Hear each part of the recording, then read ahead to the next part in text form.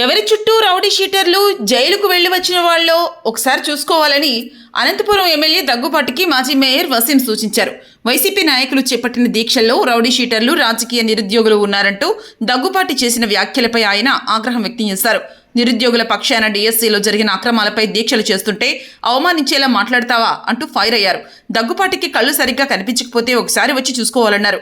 నగరంలో భూ కబ్జాలు, ఫేక్ డాక్యుమెంట్లు, ఫోర్జరీ సంతకాలతో టెండర్లు చేసింది, బెదిరింపులు, దౌర్జన్యాలు చేసి జైలుకు వెళ్లి వచ్చిన వాళ్ళు, ఆ కేసుల్లో ఉన్నవారు మీ పక్కన ఉన్న విషయాన్ని మర్చిపోవద్దన్నారు. ఒకవేళ అలా మర్చిపోతే మేము వాళ్ళ పేర్లతో చెప్పాలా అని నిలదీశారు. మాట్లాడే ముందు కాస్త చూసుకుని మాట్లాడాలని హెచ్చరించారు. మరోవైపు డిఎస్సీలో ఎలాంటి అక్రమాలు జరగకపోతే లోకేష్ ఎందుకు సిబిఐ విచారణకు ఎందుకు సిద్ధపడలేదని వసీం ప్రశ్నించారు. డిఎస్సీలో అనేక అక్రమాలు, అవకతవకలు జరిగాయని చెప్పేసి దాదాపుగా కొద్ది రోజుల పాటు వైఎస్ఆర్ కాంగ్రెస్ పార్టీ అనేక రౌండ్ టేబుల్ సమావేశాలు కావచ్చు, రిలే నిహార దీక్షలు కావచ్చు, అదేవిధంగా 10వ తారీఖున పెద్ద ఎత్తున ర్యాలీ కూడా నిర్వహించబోతున్నాం విషయం కూడా మీ అందరికీ తెలిసిందే.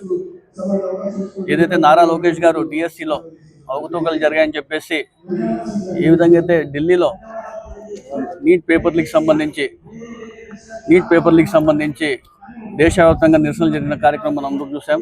దానికి జవాబుదారీతనంగా ఉండాలని చెప్పేసి ధర్మేంద్ర ప్రధాన్ గారు రాజీనామా చేసే వరకు కూడా యువత అందరూ కూడా ఏ విధంగా నిరసన కార్యక్రమాలు చేసిన కూడా అందరూ చూసిన విషయమే.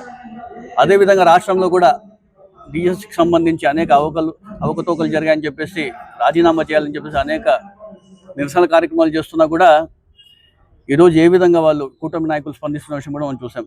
మొన్నటి రోజున విజయవాడలో చూసుకుంటే శాంతియుతంగా వైఎస్ఆర్సీపీ కాంగ్రెస్ పార్టీకి సంబంధించి మల్లాది విష్ణు గారు కావచ్చు, యువకులు కావచ్చు, నిరుద్యోగులు అందరూ కూర్చొని పెద్ద ఎత్తున రిలే దీక్ష చేస్తుంటే ఆ టెంట్ పైన వచ్చేసి కూడా దాడి చేయడం ఎంతవరకు మనం భారతదేశంలో ఉన్నామా లేకపోతే ఆంధ్ర రాష్ట్రంలో ఉన్నామా అర్థం కాని పరిస్థితి. భారత రాజ్యాంగం నడుస్తుందా ఏ విధంగా రెడ్ బుక్ రాజ్యాంగాన్ని అమలు చేస్తున్న విషయం కూడా అందరూ చూస్తున్న విషయం కూడా ఒకసారి గమనించాలి తెలియజేస్తున్నారు. ఏమి అయినప్పటికీ కూడా వీళ్ళందరూ కూడా ఒకటి చెప్పదలుచుకుంటున్నారు. డిఎస్సీ వచ్చేసి పారదర్శకంగా జరిగింది అంటున్నారు. పారదర్శకంగా జరిగింటే సిబిఐ ఎంక్వైరీ ఎందుకు వేయడం లేదు? వీళ్ళు సిబిఐ ఎంక్వైరీ వేస్తే నిజాలు తేలుతూ బయటకు వస్తాయి కూడా తెలియజేస్తున్నాను. ఫీజు రియంబర్స్మెంట్కి సంబంధించి, నిరుద్యోగ అభివృద్ధికి సంబంధించి ప్రతి నెల 3,000 ఇస్తామని చెప్పారు. దాదాపుగా ఇప్పటికి 2 సంవత్సరాలు అయిపోయింది, ఏ ఒక్క రూపాయి కూడా ఇవ్వలేదు. యువత ఏ విధంగా ఇబ్బంది కలుగుతున్న విషయం కూడా అందరూ గమనించాలా. ఫీజు రియంబర్స్మెంట్ సంబంధించి 9,000 కోట్ల రూపాయలు బకాయిలు ఉన్నాయి. అవి కూడా ఇప్పటి వరకు ఈయన పరిస్థితి కూడా మనం చూస్తున్నాం. అదేవిధంగా ఇక్కడ లోకల్లో ఉన్నటువంటి ప్రజాప్రతినిధి లోకల్ ఎమ్మెల్యే గారు నిన్నటి రోజు కొన్ని కామెంట్స్ చేయడం జరిగింది. ఇక్కడ చేస్తున్నటువంటి దీక్షకి ఎవరు ప్రజలు పట్టించుకోవడం లేదంట. ఈ దీక్షలో రౌడీ షీటర్లని ఏ ఒక్కరు నిరుద్యోగులు లేరంట, యువకులు లేరంట, కేవలం వైఎస్ఆర్సీపీ కార్యకర్తలే ఉన్నారని చెప్తున్నారు. అయ్యా ఎమ్మెల్యే గారు ఒకసారి వచ్చి చూడండి, లేకపోతే కళ్ళు ఉన్నాయా లేదో మీకు ఒకసారి వచ్చి చూస్తే తెలుస్తుంది. మీకు ఊరికే నోటికి వచ్చినట్టు మీరు మాట్లాడుతున్నారు.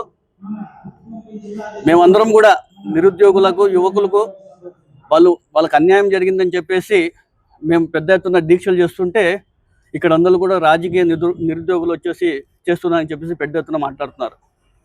నేను ఒకటే చెప్పదలుచుకుంటున్నాను ఎమ్మెల్యే గారికి, మీకు యువత కావచ్చు, నిరుద్యోగులు కావచ్చు కూడా అంత చులకనా మీకు? అసలు ఏమనుకొని మాట్లాడుతున్నారు మీరు? ఈరోజు ఆ యువత, యువకులు కావచ్చు, నిరుద్యోగులు కావచ్చు ఓట్లు వేయకపోయింటే మీరు గెలిచిండే వాళ్ళ. రాజకీయ నిరుద్యోగులు అని చెప్పేసి మాకు చెప్పడం జరుగుతుంది. మేమందరూ కూడా వాళ్ళకందరికి పోయి మద్దతు తెలుపుతా అంటే మాకందరు కూడా రాజకీయ నిరుద్యోగులు అని చెప్తున్నారు ఆయన. అయ్యా ఎమ్మెల్యే గారు, ఒకసారి ప్రజలు అవకాశం ఇస్తారు. ఈసారి మీకు ప్రజలు అవకాశం ఇచ్చారు. మీకు ప్రజలు అవకాశం ఇచ్చినంత మాత్రాన మాకు రాజకీయ నిరుద్యోగులను చెప్పడానికి మీరు ఏ విధంగా చెప్తున్నారు కూడా నాకే తెలియదు.